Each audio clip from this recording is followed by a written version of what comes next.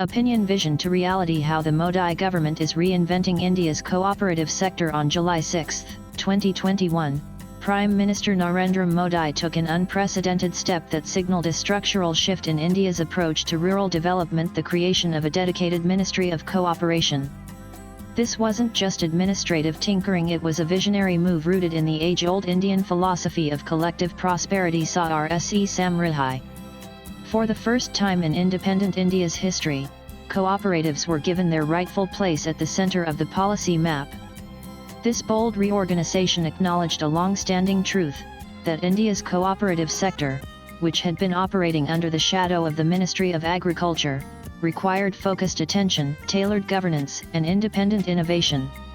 PM Modi's decision, often underrated in media narratives, has over the past 3 years begun to radically transform India's rural economic landscape. At the heart of this transformation stands Union Home Minister and Minister of Cooperation Amit Shah, a leader with deep ideological and administrative roots in Gujarat's cooperative ecosystem. His dual role in managing both internal security and cooperative development is not a contradiction. It reflects the Modi government's belief that rural empowerment and national strength are deeply intertwined. Before 2021, India's vast network of over 800,000 cooperatives functioned under a fragmented policy regime, underfunded, poorly digitized, and devoid of strategic direction. The Ministry of Cooperation swiftly altered this situation. No longer were cooperatives just a rural relic, they were recast as engines of growth for a 5 trillion economy. One of the most far-reaching reforms has been the computerization of 63,000 primary agricultural credit societies (PACs). Often the first point of contact for farmers needing credit, PACs had historically been plagued by inefficiency and opaque bookkeeping. Under Shah's stewardship, digitization introduced transparency and accessibility. Farmers now access services ranging from crop loans to insurance and digital transactions at the local level. Consider the case of Gujarat's Panchmahal and Banaskantha districts.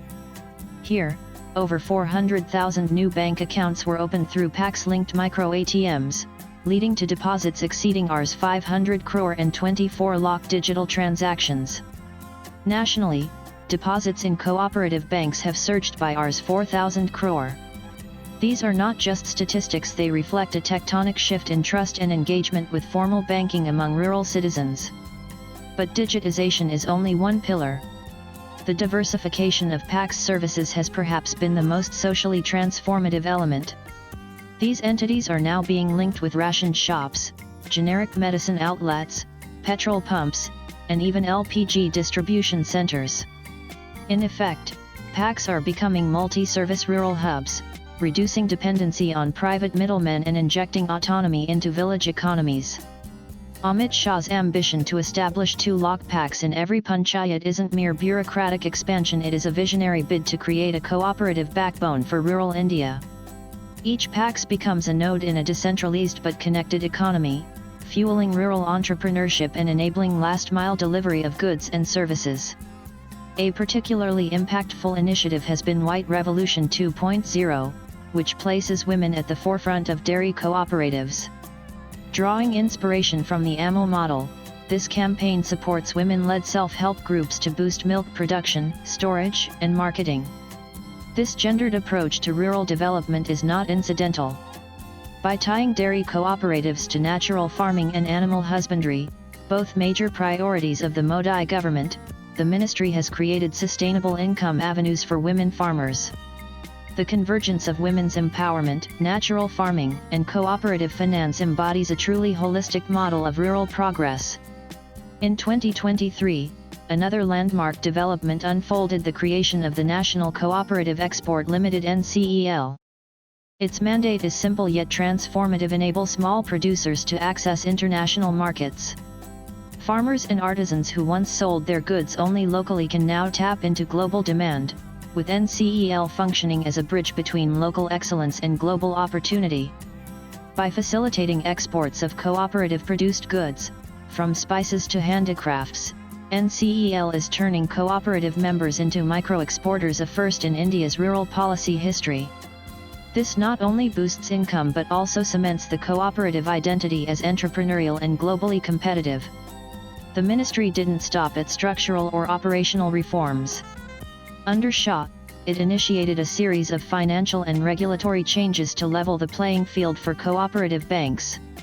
These measures have redefined cooperatives not as laggards, but as competitive players in the banking ecosystem, especially important when considering that cooperative banks often serve populations that commercial banks ignore. In parallel, tax reforms such as reduced surcharges and tax exemptions for cooperative sugar mills have ensured that the benefits of cooperation translate into better margins for farmers, not just balance sheet improvements for institutions. Transparency remains a cornerstone of Shah's approach. The ongoing creation of a national cooperative database aims to finally solve the persistent problem of data fragmentation in the sector. This digital registry will track cooperative activities, memberships, and performance, enabling data-driven policymaking, targeted funding, and efficient resource allocation. Alongside this, the ministry has set up technical support units (TSUs) to offer training and guidance, ensuring that cooperative officials and members are not only digitally literate but also aware of regulatory compliance and financial best practices. The announcement of a long-term national cooperative policy 2025-2045 signals that the government is not treating cooperation as a pet project but as a core component of national development strategy. This policy is expected to focus on expanding cooperative presence in agriculture, services, housing, logistics, and education, creating a multi-pronged cooperative ecosystem. As India celebrates the International Day of Cooperatives, the Modi government's focus on cooperation stands out as a quiet but powerful revolution. It is not just about better banking or higher yields, it is about reimagining development itself from top down to bottom up, from centralized governance to empowered communities. Swipe left for next video. Amit Shah's leadership, marked by clarity of vision and administrative precision, has turned the cooperative sector into a frontline institution for nation building. What was once considered a fading legacy of Gandhian socialism is now redefined as a modern instrument of economic justice and empowerment. The writer is a technocrat, political analyst, and author. He pens national, geopolitical, and social issues. His social media handle is Prasenjitunth. Views expressed in the above piece are personal and solely those of the author. They do not necessarily reflect NEWS18's views. Latest blogs.